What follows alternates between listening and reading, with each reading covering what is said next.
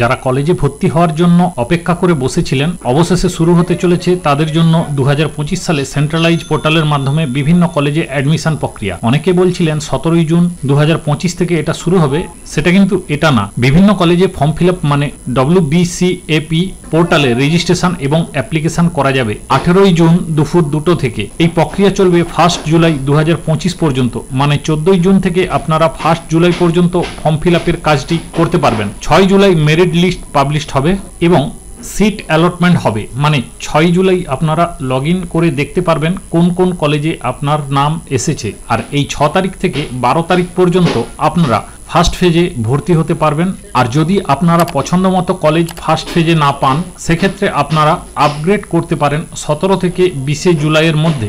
যদি অন্য কোনো ভালো কলেজ বা বেটার কলেজের চান্স পান, সেখানে আপনারা আপগ্রেড হতে পারবেন এবং ভর্তি হতে পারবেন। তো এই আপগ্রেডের ব্যাপারটা কীরকম?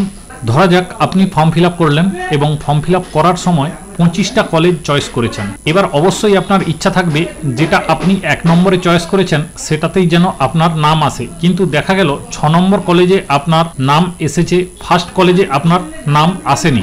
সেক্ষেত্রে আপনাকে ফার্স্ট ফেজে ভর্তি হয়ে যেতে হবে এবং আপগ্রেড অপশানটায় ক্লিক করে রাখতে হবে। যদি আপগ্রেড না করেন তাহলে যখন second phase merit list publish হবে তখন কিন্তু আপনি আর আপগ্রেড অপশানে যেতে পারবেন না। এবার যখন প্রথম ফেজ আপনি ভর্তি হয়ে থাকলেন এবং আপগ্রেড অপশান এনেবল করে রাখলেন, তারপর যখন সেকেন্ড ফেজ প্রকাশিত হবে এবং আপনার যে প্রথম দিকের কলেজটা আছে সেখানে যদি কেউ ভর্তি না হয়ে থাকে বা সিট যদি খালি হয়ে থাকে, সেক্ষেত্রে আপনি সেকেন্ড ফেজে আপনার অ্যাডমিশনকে আপগ্রেড করতে পারবেন বা আপনার পছন্দের কলেজে যেতে পারবেন। এক্ষেত্রে কিন্তু কোনো রকম এক্সট্রা টাকা লাগবে না। আগে যদি আপনার টাকা দেয়া থাকে সেই টাকাই অ্যাডজাস্ট হয়ে যাবে।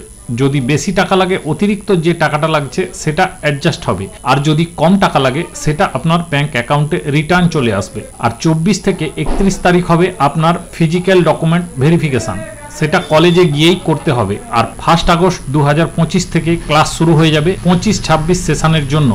এবার প্রথম রাউন্ডে অনেকে হয়তো পছন্দ মতো কলেজ নাও পেতে পারেন, সবাই হয়তো ভর্তি নাও হতে পারে। সেক্ষেত্রে আবার একটি মপ আপ রাউন্ড হবে, সেটা হচ্ছে 2রা আগস্ট। যারা ফার্স্ট রাউন্ডে ভর্তি হয়নি, মানে ফার্স্ট রাউন্ডের প্রথম আর সেকেন্ড ফেজে যারা ভর্তি হয়নি, সেক্ষেত্রে তাদের মপ আপ রাউন্ডে আর রেজিস্ট্রেশন করতে হবে না। তারা শুধুমাত্র কলেজ চয়েস করে দিলেই হবে। নতুন করে বা ফ্রেশ রেজিস্ট্রেশন তাদেরই করতে হবে যারা ফার্স্ট রাউন্ডে কোনো রকমভাবেই ফর্ম ফিল আপ করেনি।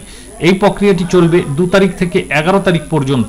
14 তারিখে মেরিট লিস্ট পাবলিশ হবে মপ আপ রাউন্ডের, আর 14 থেকে 17 তারিখের মধ্যে সিট অ্যালটমেন্ট হবে এবং ভর্তি হওয়া যাবে। একই রকমভাবে মপ আপ রাউন্ডের সেকেন্ড মেরিট লিস্টও পাবলিশড হবে, সেটা হবে 21 তারিখে। আর 21 থেকে 24 তারিখের মধ্যে আপনারা ভর্তি হতে পারবেন। আর মপ আপ রাউন্ডের ফিজিক্যাল ভেরিফিকেশন হবে 28 আগস্ট থেকে 1 সেপ্টেম্বর পর্যন্ত। আশা করি আজকের ভিডিও আপনাদের ভালো লেগেছে, বিশেষ করে যারা কলেজে অ্যাডমিশন করবেন তাদের জন্য। ভিডিও যদি ভালো লেগে থাকে অবশ্যই একটি লাইক করবেন। ভিডিও দেখার জন্য অসংখ্য ধন্যবাদ। সবাই ভালো থাকবেন।